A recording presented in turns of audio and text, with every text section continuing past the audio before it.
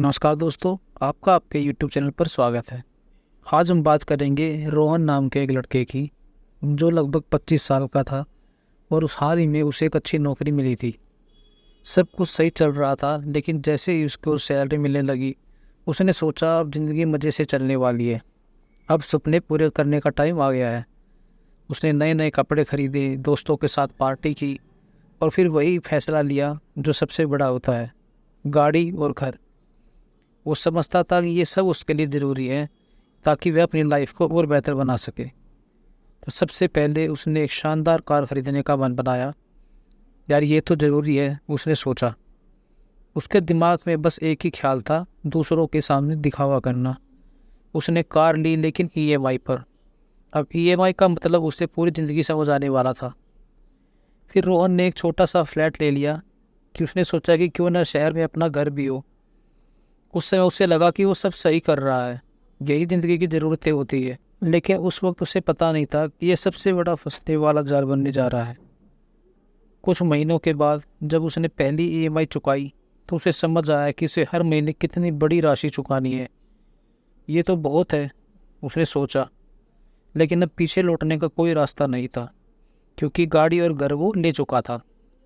ऐसे ही दिन बीते, महीने बीते। रोहन को बार बार हर महीने अपनी ईएमआई चुकानी पड़ती। वो सुबह से शाम तक काम करता और फिर रात को अपने फ्लैट पर आकर सोचता कि मैंने ये सब क्यों कर दिया। उसके पास अब ना टाइम था ना पैसा था। हर महीने बस ईएमआई का ही ध्यान रहता। उसने कई बार सोचा कि कहीं घूमने चला जाए, कुछ नया सीखे, लेकिन फिर उसे याद आता कि पहले ईएमआई भी तो चुकानी है। ये सोचकर उसने हमेशा अपनी इच्छाओं को दबा लिया। उसकी ज़िंदगी जैसे बस काम करने के लिए और ईएमआई भरने के लिए ही चल रही थी। टाइम बीतता गया। रोहन के दोस्तों ने नई नई तरक्कियाँ पाई, उन्होंने नए नए स्किल सीखे। कोई नया बिजनेस शुरू कर रहा था, कोई कुछ कर रहा था, लेकिन रोहन सिर्फ ईएमआई के जाल में फंस के रह गया था। उसके दिल में हमेशा एक खालीपन होता था, जिसे वो किसी से शेयर भी नहीं कर पाता था। वो खुद को समझाने की कोशिश करता, मैंने सब सही किया है, आखिर यही चीज़ें तो चाहिए होती है।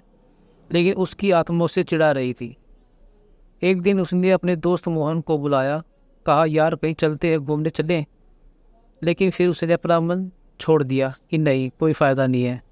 रोहन ने सोचा क्या मैं जा पाऊँगा, लेकिन वो नहीं गया। उसने बोला नहीं यार, मुझे ईएमआई भरनी है।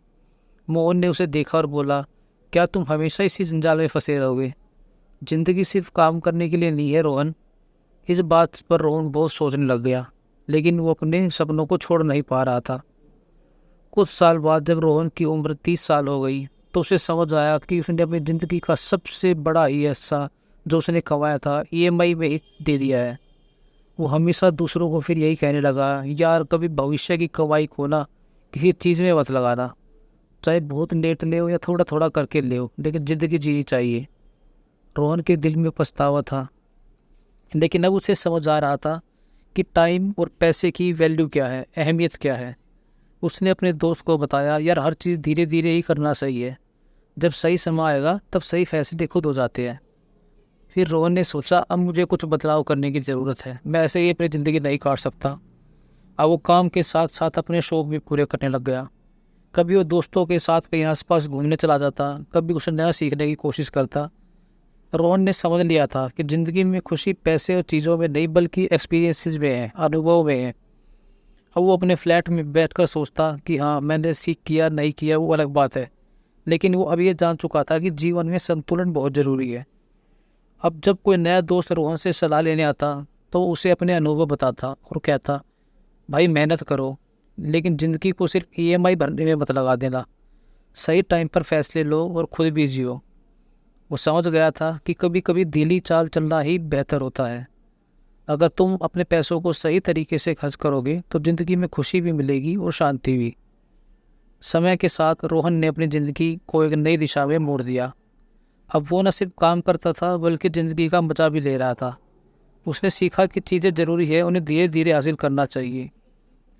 इस तरह रोहन ने अपनी ज़िंदगी में जो खोया था उसे पाने की कोशिश करने लगा। उसने समझा कि असली खुशी छोटी छोटी चीज़ों में है और हर चीज़ का सही समय होता है। इस कहानी से हमें सीख मिलती है कि ज़िंदगी में धैर्य और संतुलन ज़रूरी है।